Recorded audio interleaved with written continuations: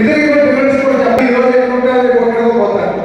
కానీ అది పుట్టింది ఇక్కడే, పెరిగింది ఇక్కడే, చదువుకునేది ఇక్కడే. కుటుంబానికి కూడా ఒక మంచి పేరున్నటువంటి అన్నంరెడ్డి గారి కుటుంబం అంటే ఒక ప్రత్యేకత. ఎంతో మందికి అనేక రకాలుగా తండ్రి అనేక కార్యక్రమాలని ఆకలిస్తుందంటే అన్నం పెట్టారు, అవసరం ఉంటుందంటే అవసరం తీర్చారు.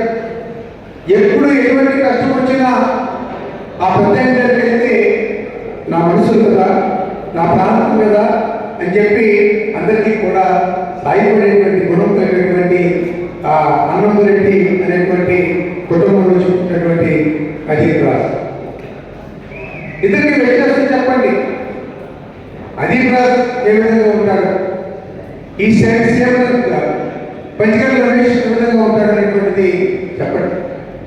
భవిష్యత్తులో కానీ ఇటువంటి నాయకత్వం కానీ ఇక్కడ వస్తే ఎటువంటి అలకలు జరుగుతాయి, ఎటువంటి అలకలు జరుగుతాయి అనేటువంటిది తన మనస్తత్వం తెలిసినటువంటి ఇక్కడ ఉన్నటువంటి పెద్దలు కానీ అందరూ కూడా ప్రతి గ్రామంలో కూడా ఈ విషయాన్ని అందరికీ కూడా స్పష్టంగానే తెలియాల్సినటువంటి పరిస్థితి కూడా ఉంది.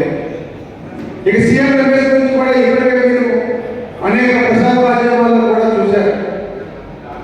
తనేంటి, తన పుట్టికేంటి, తను ఎక్కడుండేవాడు, ఏ వ్యాపారాలు చేసేవాడు, ఆ వ్యాపారాలు చేసేటప్పుడు ఏ విధంగా దందాలు చేశాడు, ఏ విధంగా బ్యాంకులు మోసం చేశాడు, అడ్డగోలుగా సంపాదించిన దాంతో ఏ విధంగా ఇక్కడి నుంచి కడప నుంచి ఇక్కడికి పోటీ చేయడానికి వచ్చాడు.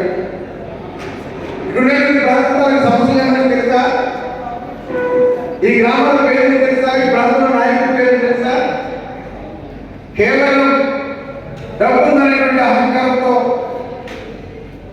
ఈ ప్రాంతాలకు వచ్చి ఇక్కడ పోటీ చేసేటువంటి పరిస్థితి. వచ్చేటప్పుడు ఎవరు వస్తారు? స్పెషల్ ఫ్లైట్, కాపరేట్ ఫ్లైట్లో వస్తారు. ఎయిర్పోర్ట్ నుంచి ఏమో మెడికల్లో వస్తారు. సామాన్య మనుషులు కూడా కనిపించారు. ఈ ప్రాంత సమస్యలు కూడా వాళ్ళకి కనిపించావు. ఎక్కడో 20 విమానాలు తిరుగుతున్నటువంటి వేల కోట్ల రాష్ట్రాల్లో దేశాల్లో వ్యాపారాలు పెట్టినటువంటి వాడికి ఈ ప్రాంతాలుగా మనోభావాలు ఏ విధంగా అమలుతుంది, ఇక్కడ ఉన్నటువంటి సంస్థలు ఏమున్నాయనేటువంటి ఆలోచన తనకు ఎలా కలుగుతుందని చెప్పి తన గురించి ఒక పక్క చెప్తూ అతి సామాన్య జీవనాన్ని కొనసాగిస్తున్నటువంటి ఎప్పటి నుంచో మీ తలములా ఉండేటువంటి అనుక్షణం ఇప్పటికే మీ ఎదురుతో ఒక అవినవ సంబంధాన్ని ఏర్పరచుకొని స్నేహితులు ఉన్నారు, బంధువులు ఉన్నారు, మిత్రులు ఉన్నారు, అన్ని మండలాల్లో, జీవీఎంసీ పరిధిలో, అన్ని గ్రామాల్లో ఇప్పటికే నా గురించి మీ అందరూ కూడా స్పష్టంగా చాలా మందికి తెలుసు. మొన్న జరిగినటువంటి సమావేశంలో మీకు చెప్పడం జరిగింది. ఒక సామాన్య కార్యకర్త స్థాయి నుంచి ఈరోజు ఒక ఉప ముఖ్యమంత్రి వరకు కూడా జగన్మోహన్ రెడ్డి గారి తాలూకు ఆశీస్సులతో ఈ స్థాయికి వచ్చినప్పుడు సామాన్య కార్యకర్తగా నేను నా నిత్య జీవితాన్ని ఏ విధంగా అయితే ఉన్నానో ఉప ముఖ్యమంత్రి అయినప్పటికీ కూడా అలానే నా కార్యకర్తలతో కానీ, మీతో కానీ, నా ప్రాంత నాయకులతో కానీ ఆ విధంగానే జరిగాను. ఎందుకంటే వదులుకున్నారని చెప్పి ఏ ఆలోచనతో అయితే నన్ను స్థాయికి తీసుకొచ్చారో కార్యకర్తలు, ఆ కార్యకర్తలకి నిత్యం అందుబాటులో ఉండాలని,